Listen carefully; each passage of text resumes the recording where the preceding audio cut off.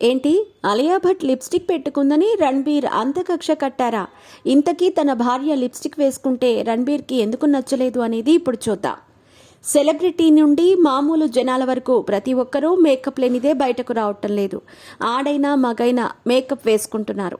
అయితే అలాంటిది Bollywood star heroine అయినటువంటి ఆలియా భట్ లిప్స్టిక్ పెట్టుకోవటం ఆమె భర్త హీరో రణ్బీర్ కపూర్కి అస్సలు నచ్చదట.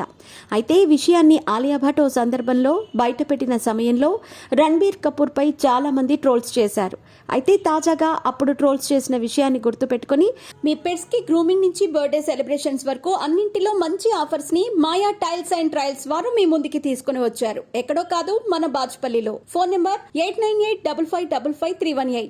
ఆలియా భట్ పై రణ్బీర్ పగ తీర్చుకున్నారు అంటూ ఒక రూమర్ బీ టౌన్ లో వినిపిస్తుంది. అదేంటయ్యా అంటే, తాజాగా గోవాలో ఇఫీ అవార్డ్స్ జరిగిన సంగతి మనకు తెలిసిందే. అయితే ఈ అవార్డ్స్ ఫంక్షన్లో పాల్గొన్న ఆలియా భట్ రణ్బీర్ కపూర్ గురించి ఓ సీక్రెట్ బయటపెట్టారు. నేను మొదట ఆలియా భట్ని కలిసిన సమయంలో ఆమె ఇంతకీ ఈ కిషోర్ కుమార్ ఎవరు అంటూ చాలా అమాయకంగా అడిగింది. ఇక ఆమె అమాయకపు మాటలు నాకు ఎంతగానో నచ్చాయి అంటూ చెప్పారు. అయితే కిషోర్ కుమార్ అంటే ఒకప్పటి దిగ్గజ బాలీవుడ్ నటుడు. ఈయన రణ్బీర్ కపూర్ తండ్రి కంటే ముందే నటుడిగా మంచి గుర్తింపు తెచ్చుకున్నారు.